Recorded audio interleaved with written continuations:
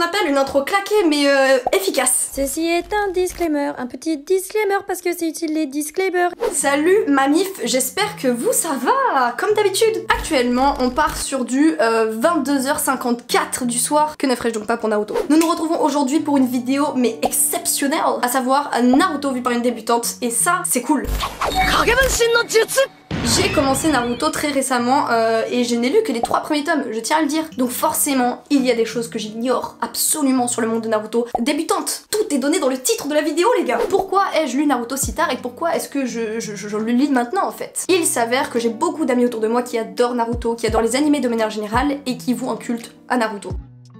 Les récits d'aventure, c'est pas vraiment ma tasse de thé. Moi j'adore la romance. J'adore la romance, j'adore les petits bisous, moi les déclarations d'amour sous la pleine lune, je suis fan. Voilà. Donc comment vous dire que moi tous les trucs de fight, de combat, de Sharingan, de chakra et tout, Kezako. Cependant encore une fois je l'ai dit, je voulais me faire mon propre avis, ma propre idée sur cette chose, cet engouement massif autour de ce chef-d'œuvre comme certains l'appellent, et donc du coup je l'ai lu. Voilà, c'est tout, je n'ai pas plus de choses à dire. Ça a été une grosse claque dès les premières pages. Vraiment, les bases sont posées.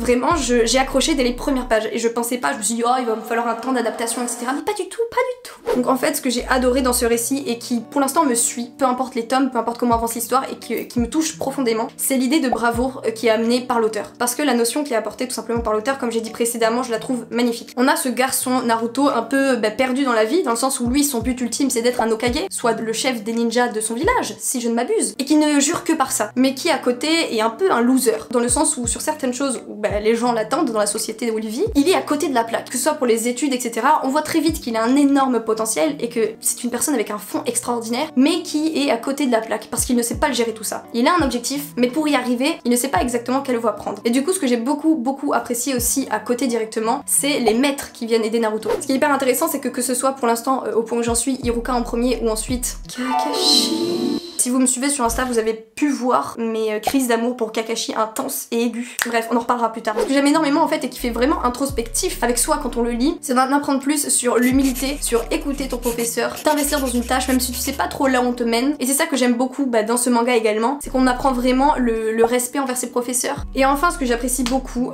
sur le peu que j'ai lu pour l'instant, c'est l'histoire des personnages. Chaque personnage a une histoire et en fait on commence à le savoir très vite et je trouve ça passionnant parce que l'auteur réussit bribe par bribe à nous montrer en fait bien plus qu'on ne le voit au premier abord. C'est-à-dire que Naruto on le voit au début, on se dit oh il est mignon, il est touchant, et puis tout de suite paf, on apprend qu'en fait il a le démon renard dans lui. Quelle vache chacun.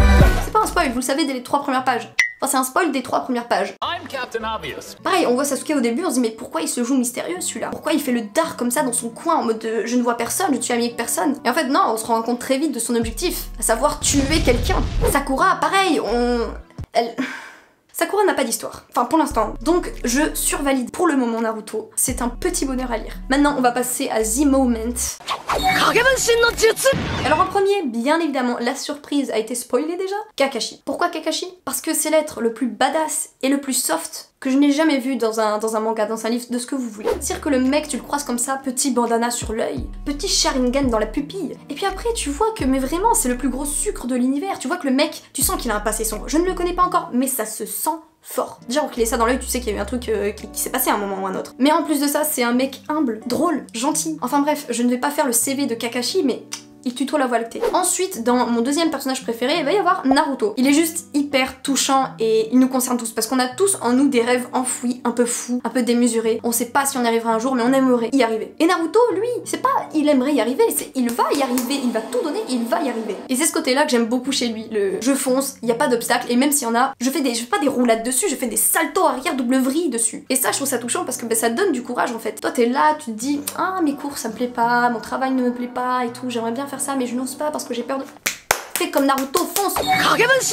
Multiclonage hein. Et je trouve que c'est beau d'avoir des personnages aussi naïfs, touchants, mais très inspirants et très braves. Et aussi, enfin, c'est parce qu'il prend en considération tous les sentiments des autres, c'est-à-dire même si parfois il peut être brut de décoffrage, un peu lourd, un peu enfantin en fait. On voit qu'il est vraiment sensible et qu'il est à l'écoute de tout le monde autour de lui et que il rêve juste d'une chose, certes devenir un Hokage, mais également fonder la famille qu'il n'a jamais eue, les amis qu'il n'a jamais eu. Numéro 3, en fait il y en a pas tant que ça, hein, donc vous inquiétez pas, ça va aller vite. Je dirais Sasuke. Alors là, voilà, ah c'est évident, Juliette, Non. Sasuke, au début, j'étais un peu saoulée par lui. Je connaissais toute la hype autour de Sasuke. Oh, Sasuke mon love, Sasuke trop dark, Sasuke mon mec. Moi j'étais là en mode mais c'est ça le bad boy de Sage. Et en fait je me suis sentie très bête juste après parce que il est tout sauf un bad boy en fait. Il a un passé très sombre, je ne le connais pas encore complètement mais il a un passé très sombre et un objectif très sombre. Enfin tuer quelqu'un dans la vie c'est pas le truc en top 1 que tu mets sur ton CV genre tuer quelqu'un, t'as vu? Mais c'est quelqu'un qui même voilà s'il prétend s'en ficher des autres et que lui il a juste un objectif tuer, il se soucie également énormément des autres et notamment de Naruto. Alors que Naruto fait tout pour pseudo détester Sasuke et Sasuke en fait il fait tout pour le protéger comme un petit frère. Ensuite nous avons Iruka.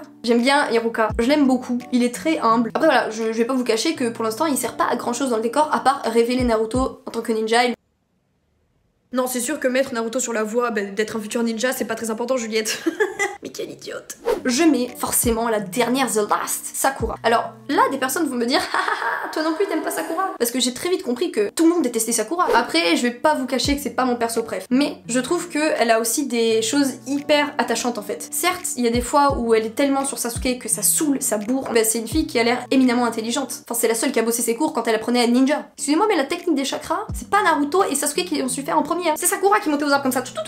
Donc pour l'instant, Sakura, certes, c'est pas un de mes persos préf parce que je trouve qu'elle apporte pas grand chose forcément, mais pour moi, elle reste intéressante pour l'instant. En tout cas, n'hésitez pas à me dire ce que vous pensez de Naruto, ce que vous pensez de cette vidéo, et peut-être même de votre top personnage dans Naruto. Ça peut être des personnages que je n'ai pas encore vus, y a pas de souci. Encore une fois, tant que vous faites pas des spoils démesurés, il n'y a aucun problème avec ça. Enfin bref, j'ai très hâte de lire la suite de Naruto, et j'espère peut-être vous sortir la suite en fait des chroniques de Naruto vues par une débutante. N'hésitez pas à me dire si une suite vous intéresserait. J'espère que si vous ne connaissiez pas Naruto, vous avez envie de le lire maintenant, et que si vous le connaissez déjà, peut-être vous donnez envie de le relire ou de le revoir. Sur ces belles paroles, moi je vous fais de très gros bisous mamie. Je vous embrasse comme ça dans le vent, dans la voie lactée de l'univers. On se retrouve vite. Mouah.